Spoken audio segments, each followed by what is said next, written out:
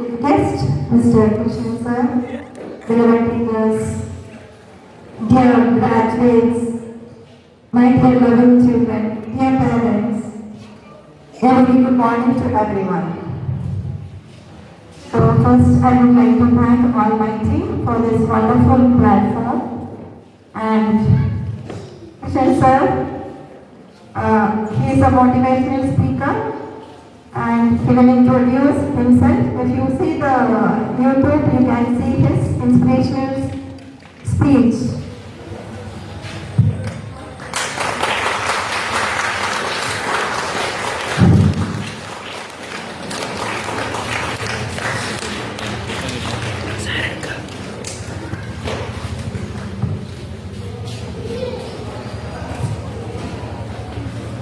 இன்று நம் சிறப்பு விருந்தினர் திரு என் Krishnan MA ML MPhil BLTS முதுகலை தமிழாசிரியர் 25 ஆண்டுகளாக முதுகலை தமிழாசிரியராக பணியாற்றி வருகிறார். BA கல்லூரியிலும் பணியாற்றியிருக்கிறார். பள்ளி மற்றும் கல்லூரி மாணவர்களுக்கு தன்னம்பிக்கை உரைகளை நிகழ்த்தி வருகிறார். யோகா, இசை, விளையாட்டுத் துறைகளிலும் அதிகம் நாட்டம் கொண்டவராக இருக்கிறார். ஆகவே அவரை இவ்விழாவினை சிறப்பிக்குமாறு அன்புடன் கேட்டுக்கொள்கிறேன்.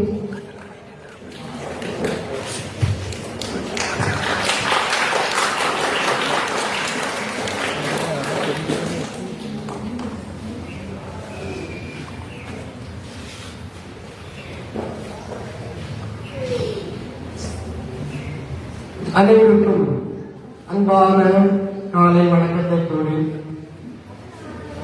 கனியிட ஏறிய சுளையும் மூற்றல் கழையிட ஏறிய சாரும் பதிமலர் ஏறிய தேனும் காய்ச்சும் பாம்பிட ஏறிய சுவையும் நலிபசு பொழியும் பாலும் தென்னை நல்கிய குளிர நீரும் இணையில என்பேன் என் தமிழே என் உயிர் என்பேன் என்று சொல்லிக் கொண்டு அந்த சத்தியம் 1000 நாட்கள், ஆலயங்கள் 16000 வைத்தல், பின்னருள்ள தர்மங்கள் யாவும் பெயர் விளங்கி ஒளிர நிறுத்தல், அன்னை ஆடினம் புண்ணிய கூடி ஆங்கோர் ஏழைக்கு எடுத்து நிறுத்தல் என்ற அந்த கல்வி அரங்கினை மிக சிறப்பாக செய்து கொண்டிருக்கும் இந்த என்ஜியுடைய பள்ளி தாளாளர் சதீப் டேவிட் அவர்களுக்கு அன்பான நன்றியை கூறிக்கொண்டு,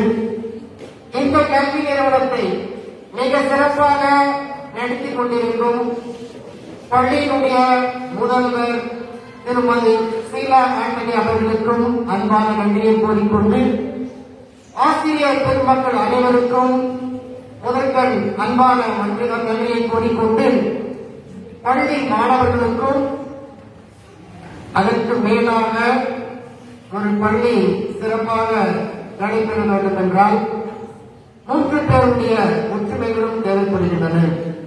அதில் முதல் ஒற்றுமையாக இருக்க வேண்டியது ஒரு பெற்றோர்கள் தான். அந்த பெற்றோர்களுடைய அந்த ஆதரவு சிறப்பாக இருக்கும் போதுதான் அந்த பள்ளி சிறப்பாக நடக்கும். பெற்றோர், மாணவர், ஆசிரியர்கள் 3 பேரும் சேர்கின்ற பொழுதுதான் அந்த வெற்றி என்பது எல்லையில்லா வெற்றியாக இருக்கும். அப்படிப்பட்ட அந்த சிறப்பான இந்த வெற்றி தரக்கூடியவர்கள் பெற்றோர்கள்தான். இந்த பெற்றோர்களையும் அன்பாக வரவேற்றுக் கொண்டு, இன்றைய நாள் பட்டமளிப்பு விழா என்று சொல்கிறார்களே, அப்படி என்றால் என்ன? ஏன் அந்த பட்டமளிப்பு விழா நடைபெற வேண்டும்? எல்லாருக்கும் தெரியும், பார்க்கும்போது எவ்வளவு அழகா இருக்கு. எல்லாருமே டிகிரி வாங்கின பின்னால, இன்ஜினியரிங் பட்டமோ இல்ல MBBS பட்டம் வாங்கின பின்னாலதான் பெற்றோர்கள் தன்னுடைய பசங்களை பார்க்கணும் அப்படின்னு சொல்லி அங்க போய் தருவாங்க. ஆனா இன்னைக்கு இந்த எம்ஜிஎம் பள்ளி இவர்கள் ப்ரீகேஜி, எல்கேஜி, யூகேஜி மேல வரும்போது அவர்களுக்கு பட்டமளிப்பு விழா நடத்துறாங்க அப்படின்னா இந்த நிறுவனத்தை பாராட்ட வேண்டும் அல்லவா? அதற்கும் இந்த நிறுவனத்துக்கு அன்பான ஒரு பாராட்டத்தை கொடுக்கிறது. காரணம், பெற்றோர்கள் இப்பொழுது அவங்க பட்டமளிப்பு விழாவில் மேடையேற்றி பார்க்கின்ற அந்த அனுபவத்தை நாம் பார்க்கின்ற பொழுது அவ்வளவு மகிழ்ச்சியாக இருக்கிறது. எப்போ நடக்குமோ என் பையன் எப்போ டிகிரி வாங்கணும்னு இல்ல. ஆனா இன்னைக்கு சின்ன கிளாஸ்ல இருந்து பெரிய கிளாஸுக்கு போறதுக்கு முன்னாலேயே என் பையனை மேடையில பார்த்து கேட்கிற அந்த மன மகிழ்ச்சி இருக்கு பாருங்க, அதெல்லாம் எல்லையில்லா மகிழ்ச்சி. இப்படி ஒரு அந்த அமைப்பை நம்ம ஏற்படுத்தி கொடுத்துருக்காங்கன்னா அந்த நிறுவனத்துக்கு நம்ம கல்வி நிறுவனத்துக்கு நன்றி சொல்லுறாங்க. ஒவ்வொரு நாளும் பெற்றோர்கள் நல்லா யோசிச்சு பாருங்க, ஏன் படிக்க வைக்கணும், எதுக்கு படிக்கணும், நல்லா சிந்திக்கணும். ஏதோ ஒரு சாதாரணமான பேச்சு ஏதோ கேட்டுட்டு போனாங்க, கேட்கக்கூடிய பெற்றோர்களுடைய மனதில் புதிய வேண்டும். மாணவர்களுக்கு தெரியாது. ஆனா ஒரு நாள் நான் இந்த கல்வி நிலையத்தில் இருக்கும்போது இந்த பேச்சை கேட்டேன். அதை வாழ்நாள் முழுவதும் உன்னுடைய படிக்க வைக்கிற எண்ணங்களை ஏற்படுத்துவது உங்களை தூண்டிக் கொண்டே இருக்கணும். அதுக்குதான்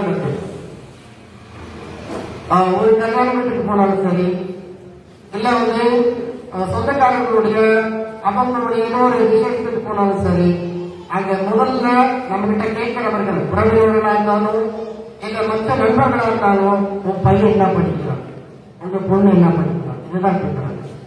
நீங்க பையனுக்கு வேண்டிய எவ்வளவு சொத்து சேர்த்து வச்சிருக்கீங்க, எல்லா பொருள் சேர்த்து வச்சிருக்கீங்கன்னு யாருமே கேட்கறது. என் முதல்ல எடுத்த உடனே என்ன படிக்கிறான், எந்த ஸ்கூல்ல படிக்கிறான், என்ன பண்ணிட்டு இருக்காங்க, இதை கேட்கும் போது நமக்கு எல்லாமே கல்வியினுடைய ஞாபகம் தான். அப்போ எந்த விசேஷத்துக்கு போனாலும் கூட கேட்கிறது கல்வி மட்டும்தான். அந்த கல்வி மட்டும்தான் அழியாத செல்வமாக இருக்கிறது. வாழ்நாள் முழுவதும் உனக்கு அன்பை தருவது, அறிவை தருவது, எல்லைக்கா மகிழ்ச்சியை தருவது இந்த கல்வி மட்டும்தான். அந்த பணம் எப்ப வேணாலும் வரும், எப்ப வேணாலும் இருக்கும். அதனாலதான் ஒரு நல்ல பள்ளியில படிக்க வச்சாலா என்னுடைய மாணவன் சரியா சிறப்பாக வந்துருவாங்க அப்படின்னு சொல்லி எல்லாருக்கும் ஒரு அதிக நம்பிக்கை தான். அதனால்தான் பெற்றோர்கள் எப்படியாவது குழந்தையை படிக்க வைக்க வேண்டும். நான் தான் படிக்கல, நான் தான் கஷ்டப்படல, என்னுடைய பையன் நல்லா படிக்க போகிற அந்த எண்ணம் ஒவ்வொரு பெற்றோருடைய மனதிலும் ஆழ்ந்த நம்பிக்கையாக இருக்கின்றது. இதுதான் இன்றைய கல்விக்கு தேவை. அப்படிப்பட்ட அந்த கல்விக்கு இருக்கணும், அழியாசமாக இருக்கும். அந்த அழியாசனம் கற்றார் அறிவுரையை கேளுங்கள், உச்சிடு நெஞ்சிலே உயர் என்று சொல்வார்கள். கற்றவர்களுடைய அறிவுரையை கேட்டாலே போதும் அதனுடைய குழந்தைக்கும். அப்படிப்பட்ட அந்த கல்வியை யாரிடம் பெற வேண்டும், ஆசிரியர்களிடம் பெற வேண்டும். இந்த பட்டமளிப்பு விழா பிரிகேஜியில சேர்ந்து அப்போ முதல் அந்த குழந்தைக்கு கல்வியாளராக ஆசிரியராக ஒரு தாய் தந்தை இருக்கிறார்கள். பிறந்தது முதல் பள்ளிக்கூடத்துக்கு அனுப்புறவர தாய் தான் அந்த குழந்தைக்கு ஆசிரியர். பிரிகேஜிக்கு வந்த பின்னால இந்த பாலர் வகுப்பு அந்த பள்ளிக்கு வந்த பின்னால அங்கே யார் முதல்ல தெரிந்த ஆசிரியை அந்த மிஸ் தான் கண்கண்ட தெய்வமாக இருப்பாங்க. எழுத்து தெரிந்து அவங்க என்ன சொல்லிக் கொடுக்குறாங்களோ என் மிஸ் தானே, இதுதான் வேற எதுவுமே பேச்சு கிடையாது. காரணம் என்னன்னா எல்லாமே அம்மா சொல்றத விட மிஸ் சொல்றதா ரொம்ப அவங்களுக்கு நம்பிக்கை அதிகமா இருக்கும். அதான் அவன் சின்ன குழந்தை கேட்டதா, இந்த பசிபிக் பெருங்கடல் ரொம்ப பெருசா இருக்கு, இதை யாருமே காட்ட முடியாது அப்படின்னு சொல்லி ஒவ்வொருத்தரும் சொல்லிட்டு இருக்கும் போது அவங்க தாத்தா கிட்ட பேசிட்டு இருந்தது அந்த குழந்தை, தாத்தா அப்படின்னா அந்த கடல் ரொம்ப பெருசா இருக்கா, அது தாண்டவே முடியாதா? அப்ப ஆமா ஆமா ரொம்ப பெருசா இருக்குமா, எங்க மிஸ்னாலையும் தாண்ட முடியாதா அப்படின்னு கேட்டாங்களாம். ஏன்னா எல்லாமே அந்த மிஸ் தான் காரணம். அவ்வளவு நம்பிக்கை அந்த பிரிகேஜிக்கு வந்ததுனால அந்த குழந்தைகளை அன்பா பேசி அரவணைத்து அவங்க செஞ்சதெல்லாம் என்ன செய்யறாங்க ஏற்றுக்கிட்ட மனப்பக்குவம் இருக்கப்பட்டது. அந்த பாலர் பள்ளிகின்ற அந்த ஆசிரியர்களை நாம் அன்பார பாராட்ட வேண்டும், அவர்களுக்கு ஒரு கரகசம் கொடுக்க வேண்டும். காரணம் அவர்களால் முதல் ஆசிரியராகவும் பெற்றோருக்காக அவங்க இருக்கிறார்கள். அந்த படித்தால் அந்த கொஞ்சம் கொஞ்சமா அந்த அனுபவம் பெற்று அந்த குழந்தை வரவங்க பிரிகேஜி முடிச்சு அவர்கள் யூகேஜிக்கு வராங்க. அங்க வரும்போது அந்த குழந்தைகளுடைய மனநிலையை அறிந்து அவர்களுக்கு வேண்டி என்ன செய்யணுமோ அத்தனையும் அந்த ஆசிரியருக்கு செய்தார்கள். அப்போ ஒரு குழந்தைய வீட்டுல பாக்குறது கஷ்டம், ஆனா எத்தனை குழந்தைகள் இருந்தாலும் அவர்கள் எந்த மனநிலையில் இருந்தாலும் அத்தனை பேரையும் ஒரே இடத்துல வைத்து ஒரு பாக்குறாங்க அப்படின்னா அந்த ஆசிரியருக்கு எவ்வளவு மனவலிமை இருக்கணும், எவ்வளவு அன்புள்ளம் இருக்கணும், எல்லாமே தாங்கக்கூடிய அந்த மனசக்தி இருக்கு பாருங்க. அந்த ஆசிரியருக்கு தேவை அல்லவா, அந்த ஆசிரியருக்கு நாம் பாராட்டுறோம். அப்போ அந்த குழந்தைகளுக்கு எல்லாமே நட்புங்கிற இந்த கல்வி எங்க கிடைக்குதுன்னா பள்ளியில தான் கிடைக்கும். நீங்க பணம் காசு எங்க வேணாலும் வாங்கிக்கலாம். அப்போ அம்பானியா இருக்கட்டும், அதானியா இருக்கட்டும், யார் வேணா இருக்கட்டும், கல்வி வேணும்னா அவர்கள் எங்க வரணும்? அந்த கல்வி நிறுவனம் ஆகிய பள்ளிக்கு தான் வர வேண்டும். எங்கிட்ட கோடி பணம் இருக்கு, எல்லா சொத்துக்களும் இருக்கு, என் பையனை வீட்டில வச்சு பாத்துக்கிறேன், அவன் ஸ்கூலுக்கு போக வேண்டிய அவசியமே இல்லைன்னு சொல்லி எந்த ஒரு பெற்றோரால் சொல்றாங்களா? யாராலே முடியாது. கோடீஸ்வரனா இருந்தாலும் கூட கல்வியை கற்க வேண்டும் என்றால் பள்ளிக்கு தான் வந்தாக வேண்டும். காரணம், பணத்தை சம்பாதிக்கலாம், கல்வியை வீட்டிலிருந்து பெற்றோர்களால் சொல்லித்தர முடியுமா? ஒரு காரணத்துக்கு முடியாது. இங்க வந்தாதான் அந்த குழந்தைகளுடைய அன்புகள் என்ன, பாசம் என்ன, கலாச்சாரம் என்ன, நாகரிகம் என்ன, பண்பாடு என்ன தெரிஞ்சுக்கிறது பள்ளிக்கு வந்தால்தான் முடியும். மற்ற எந்த இடத்துக்கு போட முடியாது. அப்ப பள்ளி ஒரு கோவிலாக அமைதியை தேடி நாம் கோவிலுக்கு செல்கின்றோம். அதன் கல்வியை தேடி அந்த பள்ளிக்கு தான் வருகின்றோம். அந்த பள்ளி படிப்பில் அவர்கள் பட்டம் பெற்று மேலும் மேலும் வரைய விளங்குகின்ற பொழுதுதான் பெற்றோர்களுக்கு எல்லை இல்லாமல் மகிழ்ச்சியாக இருக்கின்றது. ஆனால் இன்னைக்கு இந்த பட்டமளிப்பு விழா, அந்த கிராஜுவேஷன் டே சொல்லி நம்மளுடைய ஸ்கூல் அழைச்சிருக்காங்க அப்படின்னா அந்த குழந்தைகளுடைய ஊக்கத்தை பாராட்ட வேண்டும். அவர்களுடைய தன்னம்பிக்கை மேலும் வளர்வதற்கு வேண்டும். பெற்றோர்களுடைய குழந்தையை மேலும் மேலும் அடுத்த நிலைக்கு கொண்டு வர வேண்டும் என்ற அந்த எண்ணம் பெற்றோர்களுக்கு வர வேண்டும்.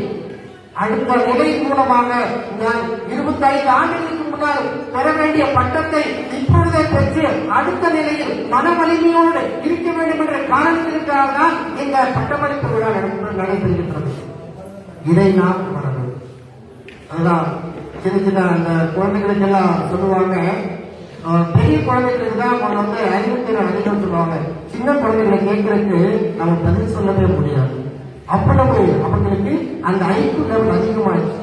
அன்னைக்கு நம்ம எல்லாம் அரசாங்க பள்ளியில படிச்சிருக்கலாம், இல்ல வந்து சாதாரண பள்ளியில படிச்சிருக்கலாம். ஆனா நம்மளுடைய அறிவுத்திறனை காட்டும் இந்த குழந்தைகளுக்கு அறிவுத்திறன் அதிகமாக இருக்கின்றது. அப்போ மிஸ் கேட்கிறாங்க, பாரதியார் எங்கு பிறந்தார் அப்படின்னு கேட்டிருக்கணும். சரிங்களா? அப்போ இவங்க என்ன கேட்டாங்க, எட்டை புறத்தில் யாரார் எல்லாம் பிறந்தாங்கன்னு கேட்டாங்க. அந்த குழந்தை சொல்லுது, எட்டை பிறந்த நிறைய பேர் பிறந்திருக்காங்க, பாரதியார் எங்க பிறந்தாரு கேட்டாதான் இந்த சரியா சொல்ல முடியும். அப்படியா அப்படின்னு விஷயம் யோசிக்க வச்சாங்க. இருக்கிற எழுதிட்டு இது யார் எழுதுனா கேட்டாங்க. நீங்க தான் எழுதுனீங்க. சிந்திக்கக்கூடிய ஆற்றல் யார் எழுதினாங்க? நீங்க தான் எழுதுனீங்க. அப்போ திருவள்ளுவர் சொல்றாங்க பாக்குறாங்க, இல்லைங்க நீங்க தான் சிந்திக்கிறீங்க. சிந்திக்க வைக்கிறாங்க. அவ்வளவு ஆற்றல் திறமை அவர்களுக்கு உண்டு. அப்போ சின்ன குழந்தைகளுக்கு இந்த மருந்து மாத்திரை கொடுக்கும் போது அவங்களை எப்படியாவது காய்ச்சலுக்கு இந்த மருந்தை சாப்பிடணும், 2-3 நாள் லீவாயிடுச்சு, ஸ்கூலுக்கு போனா திட்டுவாங்க அப்படிங்கறதால இன்னைக்கு இந்த மாத்திரையை கொடுத்துருங்க அப்படின்னு சொல்லிட்டு என்ன பண்ணாங்க, அந்த குழந்தைகளுக்கு பிடிச்ச ஒரு ரசகுல்லாவுல ஒரு அம்மா என்ன பண்றாங்க, ஒரு மாத்திரை எடுத்து நடுவில் வச்சுட்டாங்க. அதை வச்சுட்டு நல்லா ரசகுல்லா எனக்கு பிடிக்கலையாமா? ஆமாமா இது நல்லா பிடிக்கும் அப்படின்னு சொல்லிட்டு அம்மா நினைச்சாங்க, இதை அப்படியே முடிக்கிடுமா, அது உள்ள போறாங்க, ஏன்னா மாத்திரை கொடுக்க வேண்டியது, அதனால இந்த ரசகுல்லா அப்படியே முடிக்கணும்னு சொல்லி சின்ன உருண்டையா செஞ்சு அந்த குழந்தைக்கு கொடுத்தாங்க. அது குழந்தை ஏற்படுறது அப்படியே பார்த்துட்டு அது முடிஞ்சிருச்சு. எங்க அம்மா நினைச்சாங்க, சாப்பிட்டாங்க, உலகம் சாப்பிட்டாங்க நினைச்சாங்க. அப்புறம் வந்து சாப்பிட்டியாமா? சாப்பிட்டேன், அந்த நடுவுல ஒண்ணு வெள்ளையா ஒரு கொட்டை மாதிரி எடுத்து அதை மட்டும் தூக்கி போட்டு அதை சாப்பிட்டேன் அப்படின்னாங்க. என்ன அறிவு பாருங்க. ஏன்னா அது கசக்குதுமா, வேண்டாம் அப்படின்னு சொல்லிட்டு அந்த மாத்திரையை வெளியே கொஞ்சம் போட்டு இந்த குலோப் ஜாமுன் சாப்பிட்டாங்க, ரசகுல்லாம் சாப்பிட்டாங்க. அப்ப அந்த அளவுக்கு அறிவுத்திறமை வாழ்க்கை. அதே பெரிய குழந்தைகளை வரும்போது சொல்லுவாங்க, ஏய் வெளியில பாரு, அவங்க குரங்கு ஒன்று பார்த்துட்டே இருக்கு, யார் வந்துருக்காங்கன்னு பார்த்துக்கிட்டே. அது என்ன, அது புதுசா வந்திருக்கு, அதுல அப்பா வந்து அட்மிஷன் வாங்கிருக்காங்க. இல்ல சார் அது அப்பாயின்மெண்ட் தான் வந்துருக்கு அப்படின்னு அவங்க சொல்லக்கூடிய அந்த திறமைகளை கூட இருக்கு அந்த குழந்தைங்களுக்கு. அதே மாதிரி ஒவ்வொரு குழந்தைகளையும் அவ்வளவு ஐக்கிய படைக்க திறமைகளாக இருக்கும் போது அதை நம்ம பெற்றோர்கள் எப்படி கொண்டுட்டு போகணும்? நல்ல நான் சொல்றது கேளுங்க, பெற்றோர்களை அந்த குழந்தையினுடைய அந்த உடல் நலத்தில் நீங்கள் அக்கறையாக இருக்க வேண்டும். அந்த குழந்தை சிறப்பாக வளர வேண்டும் என்றால், கல்வி நாட்டமிக்கவர்களாக வர வேண்டும் என்றால் அவர்களுடைய உடல் நலத்தில் நாம் அக்கறையாக இருக்க வேண்டும். அவருடைய உணவு பழக்கத்தில் நாம் அக்கறையாக இருக்க வேண்டும். நம்ம கொடுக்கிறாங்க சரியான அந்த உணவு தான், அந்த ஊட்டத்துக்கு தான் மேலும் மேலும் அவர்கள் வளர்வதற்கு, கல்வி அறிவை தூண்டுவதற்கு அது காரணமாக இருக்க வேண்டும். அப்ப அந்த புனித உணவுங்கிற மாதிரி மாஸ்க் போட்டு நிறைய கொடுக்கும்போது என்னாகனா சின்ன குழந்தைகளே அந்த குழந்தைகள் வரும்போது உபேசிக்கு அதிகமாயிரும். அதனால மனநிலை பாதிக்கும், உடல்நிலை பாதிக்கும். அப்போ சரியான விதத்தில் அந்த உணவு கொடுக்கும் போது அந்த குழந்தைகளுடைய உடல்நலம் சீராக இருக்கும். அவர் கல்வியை பெறுவதற்காக எழுதுவாங்க இருக்கும். அந்த உடல்நிலையில் பெற்றோர்கள் கவனமாக இருக்க வேண்டும். அவங்க படிக்கிறாங்களா இல்லைங்கிற செய்தியை நீங்க ஒவ்வொரு நாளும் பார்க்கணும். அப்பா சொல்லுவாங்க, வேலைக்கு போயிட்டு வந்துட்டு நேரமே இல்லை, நம்ம குழந்தைய பார்க்க முடியாது, நீங்க பார்க்கணும் இருக்கும். சில வீட்டுல ஹஸ்பண்ட் ஒய்ஃப் 2 பேருமே வேலைக்கு போற மாதிரி இருக்கும். அந்த நேரத்தில் என்ன பண்ண முடியும்? சரி, பார்க்க முடியுமா? அவங்க 3 மணிக்கு கூட்டிட்டு வரணுமே, என்ன பண்ண அங்கதான் இருக்கும். டைம் ஆச்சு, அங்க கொண்டு விட்டுவாங்க, சீக்கிரம் கூட்டிட்டு வந்துடும். அப்படி போனாலும் கூட நமக்குள்ள அந்த ஒற்றுமைகள் இருந்தா மட்டும்தான் அந்த குழந்தைகளை பார்க்க முடியும். இல்லைன்னா எப்போதான் இருந்தாலும் கூட மனநிலை அங்கேயே இருந்துட்டோம். அப்போ குழந்தைகள் மேல் அக்கறை வரணும் அப்படின்னா அந்த வீட்டில் சூழ்நிலை நல்லா இருக்கணும். கணவன் மனைவிக்குள் அந்த ஒற்றுமை இருந்தால் மட்டும்தான் அந்த குழந்தைகளுடைய நலனில் அதிக அக்கறை நம்மளால் காட்ட முடியும். பணம் சம்பாதிப்பது வேறு, சொத்து சம்பாதிப்பது வேறு, அந்த குழந்தைகளுடைய நலனில் அக்கறை காட்டுவது வேறு. இது யாருக்கு பெரும் பங்கு? பெற்றோர்கள் தான் பெரும் பங்கு இருக்கின்றது. அந்த பெற்றோர் உதாரணங்கள் குழந்தைகளுக்கு எது தெரியாது, எது நல்லது எது கெட்டது தெரியாது. ஆனா அந்த குழந்தைகிட்ட அன்பா பேசுகின்ற அந்த மனப்பக்குவம் வரும்போதுதான் நாம் ஒரு முன்னேற்ற ஒரு தாயாகவும் ஒரு தந்தையாகவும் இருக்க முடியும். கோபம் திட்டிடுறோம், வேகமா அடிச்சிடுறோம், அதுக்கு மேல அந்த குழந்தை பக்கமே வரமாட்டேன். அப்பா போன அடிப்பாருமா, சரியா? அப்ப பார்த்தாலும் பயமா இருக்குமா, நான் தூங்கிட்டேன்னு சொல்லுமா, சரி அவன் வளர்த்துக்கா தூங்கிடுறமா, சரி போனதுக்கா கூப்பிடுமா, அப்படிங்கிற மனநிலைக்கு வராம இருக்காரம்மா. நான் அப்ப பார்த்துட்டு போகணுமா, அம்மா கிட்ட பேசணும், தாத்தா கிட்ட பேசணும் அப்படின்னு சொல்லி இந்த கலாச்சாரம் நாகரிகம் பண்பாடுகள் சொல்லிட்டு அப்பதான் சிறு குழந்தை முதலே அவர்கள் நன்றாக அந்த ஒற்றுமைகள் கலாச்சார நாகரிகத்தெல்லாம் படிச்சு வரும்போதுதான் மேல வரும்போது கல்வி காணாமல் ஒழுக்கம் விழுப்பம் தரणार ஒழுக்கம் உயிரும் ஊக்கப்படும் சொல்லுவாங்க. அந்த ஒழுக்கம் சிறந்தால் இருந்தால் மட்டும்தான் அவங்களுடைய கல்வி திறன் சிறப்பு என்பதை நாம் உணர வேண்டும்.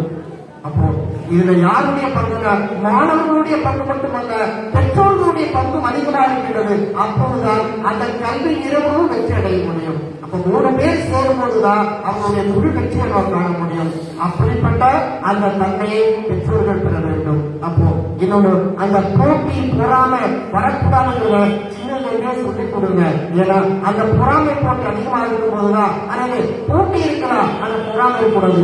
ஃபர்ஸ்ட் ஸ்டாண்டர்ட்ல மார்க் வாங்கணுமா, எல்கேஜில வாங்கணுமா, யூகேஜில வாங்கணுமா, பிகேஜில வாங்கணுமா, 2 பேருக்கு போட்டி இருக்கலாம். ஆனால் பொறாமை கூட இருக்கக்கூடாதுங்கிற நம்ம சின்னதுக்குமே போட்டி வளர்க்கும் போதுதான் நாள் ஆக ஆக ஆக அம்மா அப்பாவுடைய அந்த ஒழுக்கம் எப்படி இருக்கும் அதெல்லாம் குழந்தைகளும் கற்றுக்கிறாங்க. அப்ப யார் ரோல் மாடலா இருக்கணும்? நம்முடைய தாய் பெண்கள் அவர்களுக்கு ரோல் மாடலாக இருக்கணும். ஏன்னா புதுமுகங்கிற அந்த எண்ணம் சின்ன வயசுலேயே வரும்போதுதான் அந்த பெரிய குழந்தையாகும் போது கல்வியோடு அவர்கள் பிறருடைய கலாச்சாரத்தை தெரிந்து கொண்டு பிறருக்கு உதவி செய்கின்ற பொழுது நல்ல ஒரு குழந்தையாக சமுதாயத்துக்கு சிறந்த மாணவர்களாக வர முடியும் என்பதை பெற்றோர்களால் அவருக்கு கற்றுக் கொள்ள வேண்டும். சில குழந்தைகளுக்கு தெரியாது. அதான் சில ஒரு செய்தியை சொல்லுவாங்க, ஒரு சோதனை போல நடத்துறாங்க. ஸ்கூல்ல மிஸ் என்ன சொன்னாங்க, பலூன் எல்லாம் கொடுத்துட்டு ஒரு 20 குழந்தைகளுக்கு பலூன் எல்லாம் ஓடி கொடுத்துட்டாங்க. எல்லாம் ஓடியெல்லாம் முடிச்சு போட்டுட்டு ஒவ்வொரு குழந்தைகளுடைய கையிலையும் அந்த பலூன் கொடுத்துட்டாங்க.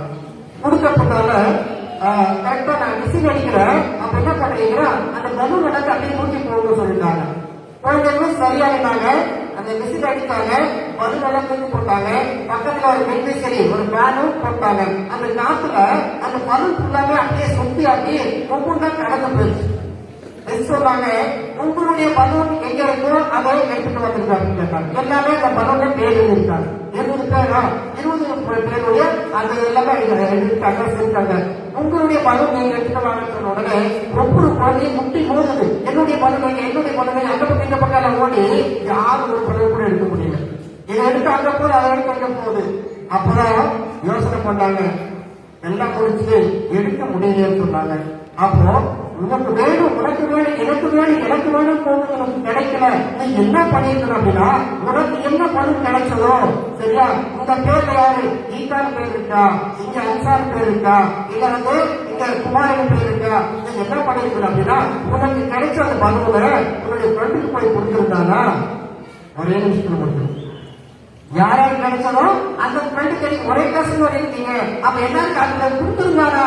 ஒரே கிளாஸ்ல கொடுத்துருக்கு. எனக்கு வேணும் கேட்டுட்டே இருக்கும் போதுதான் வாழ்க்கை முழுவதும் சொல்லிட்டு இருக்கோம். இது ஒரு பொறாமை மூலமா காணும். அப்படின்னு உதவி செய்து வாழ்ந்தால் நாம் சிறப்பாக வாழ முடிகிற செய்தியை இதன் மூலம் தெரிஞ்சுக்கணும். அப்போ எல்லாமே இது நடக்குது, நான் நிறுத்த முடியாது, நடந்துதான் ஆகணும். அப்போ அந்த இந்த நாள்ல என்ன செய்யலாம்? குழந்தையின் மேல் உள்ள அக்கறை, கல்வியில் அக்கறை இருக்க வேண்டும். அவர்களுடைய உணவு பழக்கத்தை பெற்றோர்களுக்கு அக்கறை இருக்க வேண்டும்.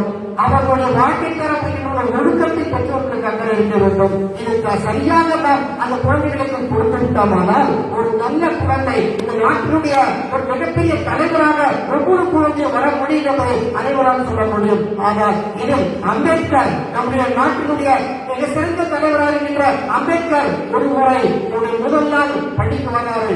வந்த உடனே ஊர் மக்கள் எல்லாம் பாக்குறாங்க, பெரிய ஒரு மலைப்பகுதி, அப்பவானைங்கிற ஒரு கிராமம். அந்த கிராமத்தில் உள்ள மலைப்பகுதி ரொம்ப குளிர்மிக்க பகுதி. அந்த இடத்துல அந்த குழந்தை கூட்டிட்டு வர்றாரு. முதல் நாள் பள்ளியில அதை உட்கார வைக்கும் போது என்ன பண்ணிட்டாங்கன்னா, அந்த பள்ளி ஒரு உயர்ந்த பள்ளியாக இருக்கு.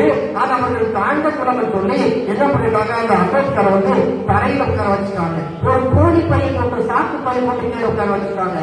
ஆனா அந்த குழந்தை நினைச்சது, அவங்க அப்பா விட்டுட்டு போயிட்டாரு. ரொம்ப மன கஷ்டமா இருந்தது. ஐயோ, நம்மளுடைய குழந்தை என்ன நினைக்க போகுது? எல்லாரும் பாக்குறப்போ டென்ஷனா உட்கார்ந்து இருக்காங்க. என்னுடைய குழந்தை மட்டும் தரையில கோழி பையில உட்கார வச்சுட்டாங்கன்னு சொன்னாங்க.